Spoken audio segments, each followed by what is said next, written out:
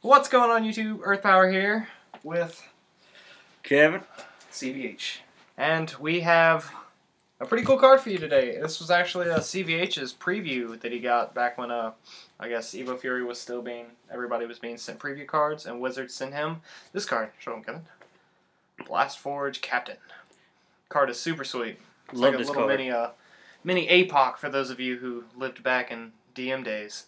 But Blastforge Captain, basically a 5 for, what is it, 4,000 power? Yeah.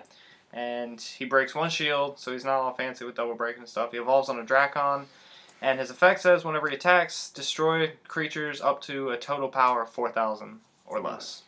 So you summon him, and if they have 4 1,000 power creatures on the field, you kill them, or if they have 1 4,000 power creature on the field, when you attack, yeah, it kills them. So super cool. It's given Fire a lot of momentum that I think it needed to keep up with some of the other civs right now, like Sabretooth and Hydra Medusa. I think Blastforge Captain added to the, it makes mono fire viable, and it makes fire anything like that's aggro-y but not necessarily going into the late turns. I think Blastforge Captain, if you're running a Drakon engine, works out really well with. So, thoughts? I completely spaced out of what you just said. Did you say it was good in Rush? Yeah. Well, I think Laser on Drakon is better in Rush, but in like a water fire variant that would be a little bit slower. I think Captain would have a place personally. I don't know if I'd run in like something like Fire Nature or Fire Dark. That would be really fast specifically, but yeah, it is level 5. It's a problem.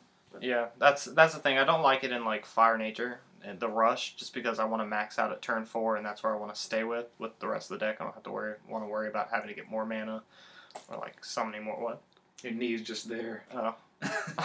Or summoning more, or having more cards in my hand, because I usually by turn 4 I'm just down to that last card, whether it be the Gila Flame or the Dragolite or just something that I just want to drop turn 4 and then I wind up not having a hand. So if you top in a Blastforge at that point, you got to wait a turn, and just bad things happen. So, and I don't like a lot of evolutions in Rush anyways.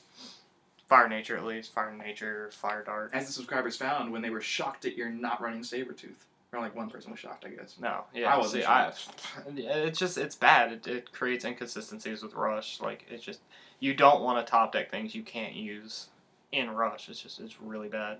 So at any point in the duel. If there's enough shields on their side of the field where a double breaker will be useful as a double breaker, then you're probably not rushing correctly. Yeah.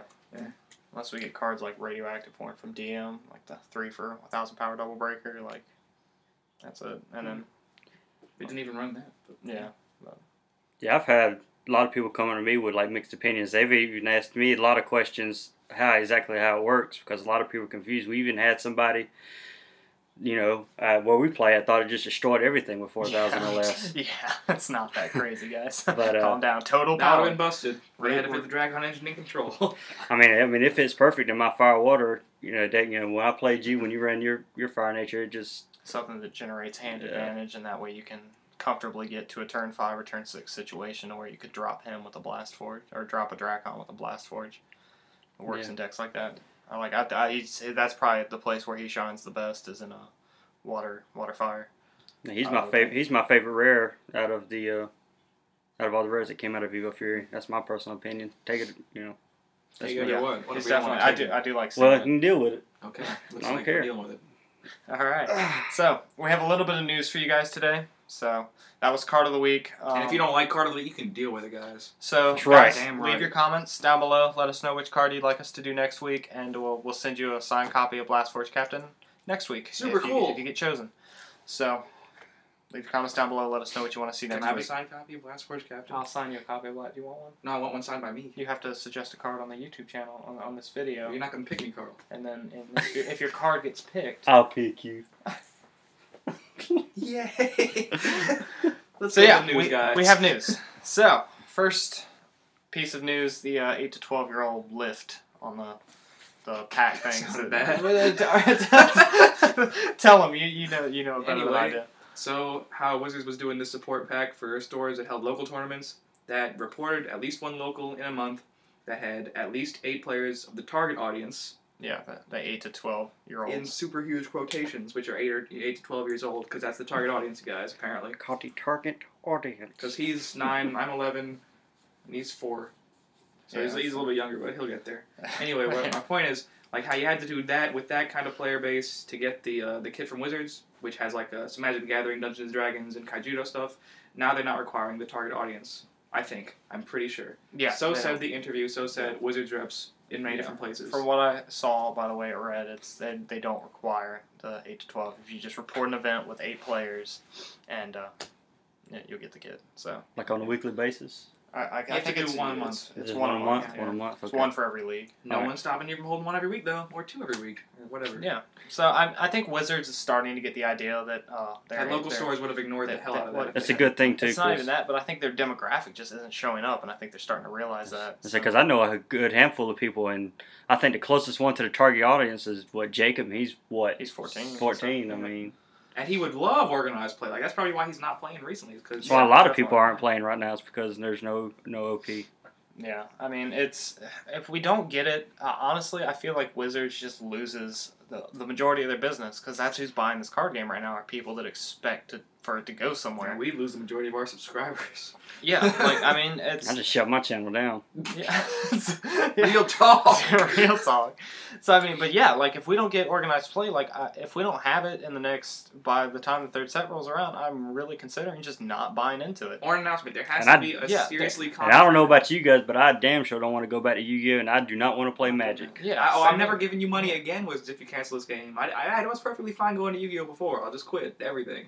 Yeah, but it's like we really want organized I'll go play poker. And it's He'll play poker. He'll take all of your money. That's right. Damn right. All right. Damn Skippy. But yeah, I think Wizards is starting to get the idea, and hopefully they're watching our videos. Myself and CVH have been tweeting Occupy Kaijudo hashtag. It has not caught on. Hashtag Occupy Kaijudo. It's not catching on, but hopefully, if you guys can, with those of you who have Twitter accounts, hashtag Occupy Kaijudo and let Wizards know what you think about organized play. This has nothing to do with the actual Occupy movement. I'm not trying to be deep here. It's just a little. It's the card game, people. Yeah, we're just trying to get organized play. It's something that I think the game really needs in order to survive, because that's who's buying this game right now are people who expect it to go somewhere tournament-wise. So all we're saying is concrete announcement about something better than locals. Not better, but bigger than locals. Just a tournament. Like a tournament with a point system. That's like with Pokemon, when like Nintendo has like their city championships. It's not a regional or anything like that, but something they cool get a good turnout. I'll take a city championship, a little state thing.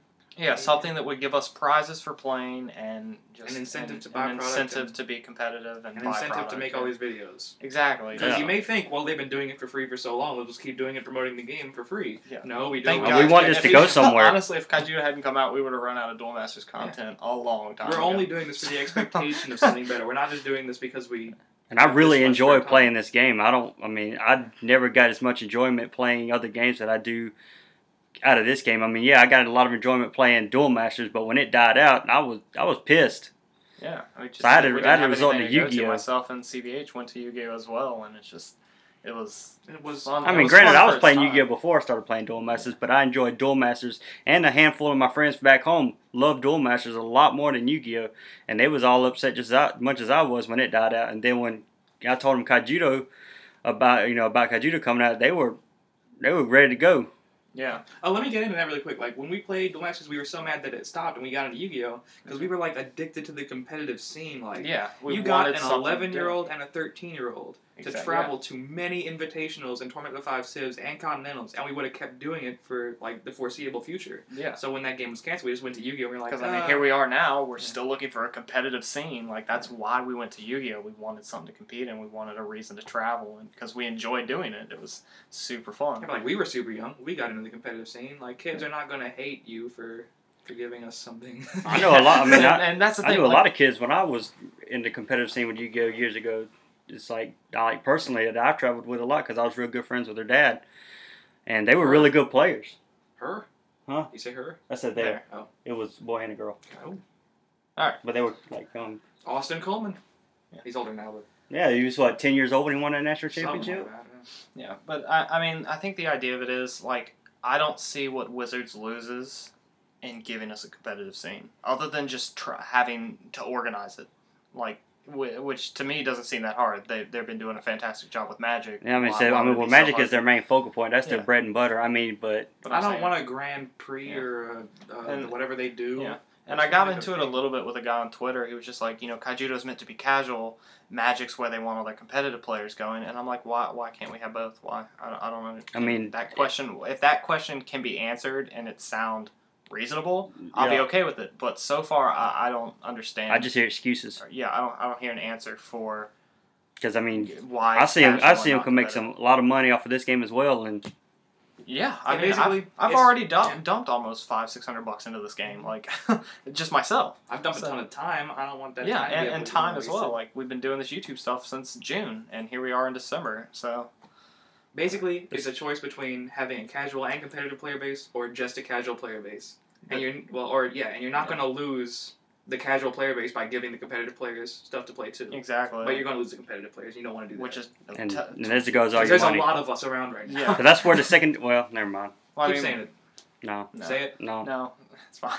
But myself. I keep that comment to myself. We were talking the other night. We were just like, the casual players can only play it for so long. You're only gonna buy it and play around with it, and that's gonna be it. But you're not gonna like keep wanting to dump money into it to get more and compete and have that game to play like with a vast amount of other people. You're only buying like a box to build a couple of cards or build a couple of decks and just go from there with a friend, and that there's no money in that is where my mind goes. So not for Wizards at least. Yeah, there's just no money there to me, as far as I'm thinking. Correct me if I'm wrong, but I think that their money is in competitive players, and the kids will flock when they see the competitive players getting interested. Exactly, because you give incentive to the competitive players, they start playing, and that attracts more people because they see us playing and That's having what I was fun. gonna say though. Like, what really got me going as a kid was like seeing the top players. Like, I was 11 years old reading Continentals coverage, and I was like, I want to be like Tom Caper. Yeah, the 2006 Continentals we went to, me and CVH watched the top 8 tables for like 2 hours while they finished out. Like, we were just there watching. Like,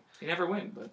I got Ben Flugoeff to sign a Torcon, and Tom Caper as well. So, I mean, it's just like, it was awesome. Like, the experience was awesome, and seeing the competitive nature of it and wanting to aspire to that was awesome. So, That was always kind of horrible, but that's a different story. Yeah, entirely. But yeah, please, just, understand that we need something. We need organized play. I don't see why we can't have it. We love the Wizards.